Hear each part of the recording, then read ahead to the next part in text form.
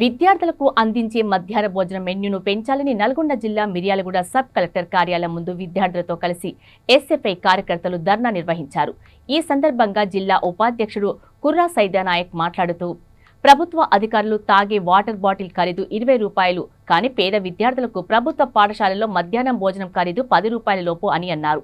మధ్యాహ్న భోజనం మెనూ పెంచకుంటే రాష్ట్ర వ్యాప్తంగా ఎస్ఎఫ్ఐ ఆధ్వర్యంలో ఆందోళన కార్యక్రమాలు నిర్వహిస్తామని సైదానాయక్ తెలియజేశారు।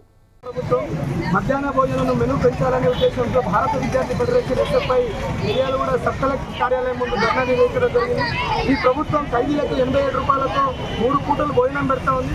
కానీ నేటి బాలలే రేపటి పౌరులు, ఈ దేశ భవిష్యత్తు మార్చే విద్యార్థులు, పేద విద్యార్థులు ప్రభుత్వ స్కూళ్లలో చదువుతూ ఉంటే వాళ్ళకి మధ్యాహ్న భోజనం ప్రైమరీ స్కూల్ విద్యార్థులకు 4 రూపాయల 70 పైసలతో, అదేవిధంగా 6వ తరగతి నుంచి 8వ తరగతి విద్యార్థులకు 7 రూపాయల 45 పైసలతో, 9, 10వ తరగతి విద్యార్థులకు 9 రూపాయల 95 పైసలతో భోజనం పెడతా ఉన్నారు। ఈ మెనూతో విద్యార్థులకు పౌష్టికరమైన భోజనం అందించాలంటే అది చాలినట్టుగా ప్రభుత్వం విద్యార్థులకు అరకొర వసతులతో మెనూ పెడతా ఉన్నారు। కాబట్టి తక్షణమే ప్రభుత్వం పేద విద్యార్థుల పట్ల దృష్టి సారించి వాళ్ళ మెనూను పెంచి మధ్యాహ్న భోజనాన్ని అందించాలని చెప్పి ఎస్ఎఫ్ఐగా మేము డిమాండ్ చేస్తా ఉన్నాం।